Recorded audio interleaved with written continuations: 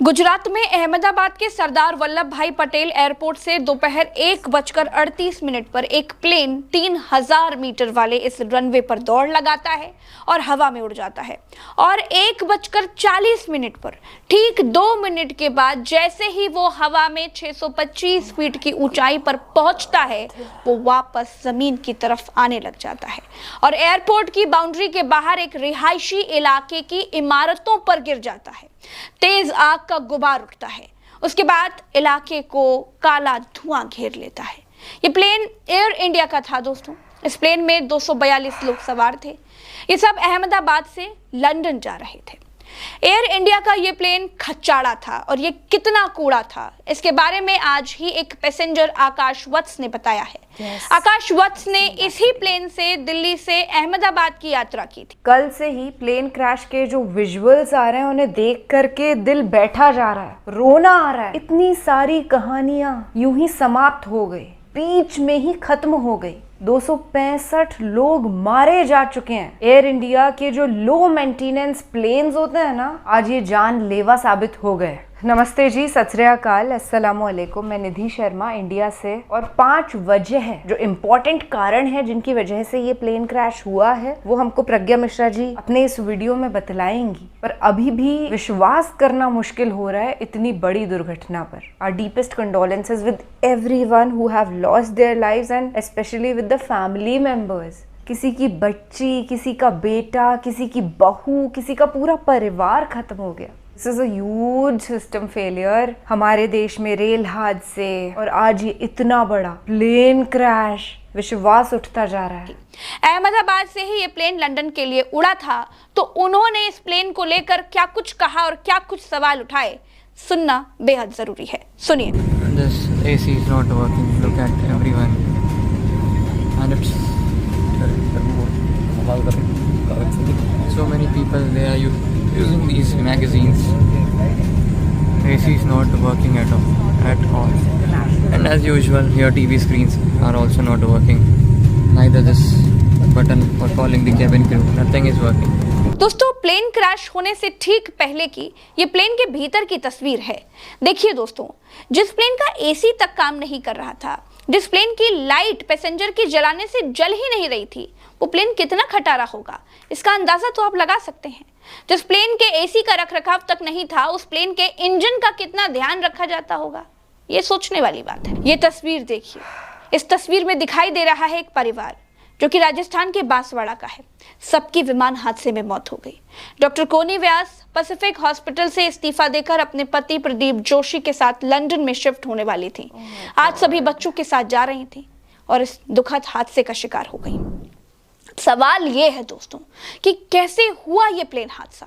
क्या इसके पीछे कोई विदेशी साजिश है?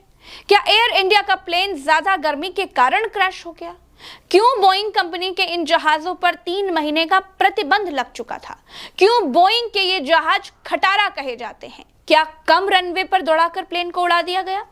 क्या ज्यादा माइलेज के चक्कर में 242 लोगों की जान चली गई? क्या एयरपोर्ट के बगल में मौजूद साबरमती नदी में प्लेन को गिराकर यात्रियों की जान बचाई जा सकती थी? एक एक बात बताऊंगी दोस्तों, सारी कहानी आपको समझाऊंगी।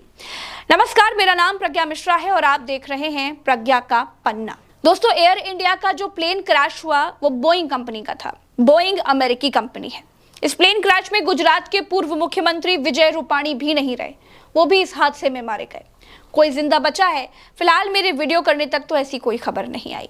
एयरपोर्ट बाउंड्री के बाहर जिस इमारत पर एयर इंडिया का प्लेन गिरा, उसमें आधा प्लेन इमारत के इस ओर फंस गया और आधा दूसरी ओर, आधा नीचे जमीन पर गिर गया।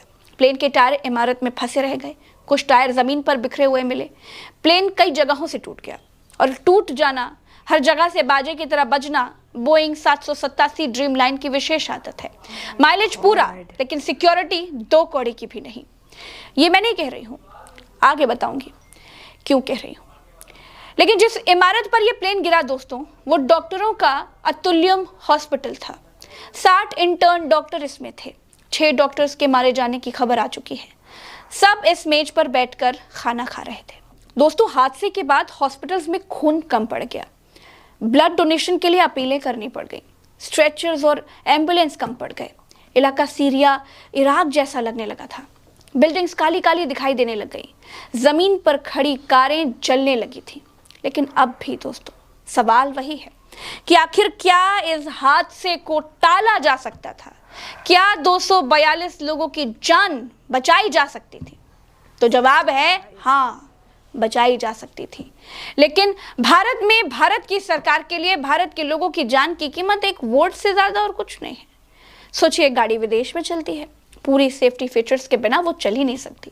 एक 4 पहिया गाड़ी भारत में चलती है, उसमें कम पैसे खर्च करने वालों को 2 एयरबैग मिल जाते हैं, उससे ज्यादा खर्च करने वालों को 4 एयरबैग मिल जाते हैं, उससे ज्यादा पैसे खर्च करने वालों को कार में 6 एयरबैग मिल जाते हैं। यहाँ की सरकार की नजर में लोगों की जान की कीमत पैसे के हिसाब से तय होती है, जबकि विदेशों में कंपनियों के सेफ्टी फीचर्स हर गाड़ी में बराबर होते हैं, चाहे कोई रामू खरीदे या फिर कोई सेठ जी खरीदे। यही बात क्रैश हुए बोइंग कंपनी के 787 ड्रीमलाइनर विमान पर भी लागू होती है। दोस्तों एयर इंडिया के इस क्रैश हुए विमान में इंजन की खराबी या टेक्निकल फॉल्ट बताया जा रहा है।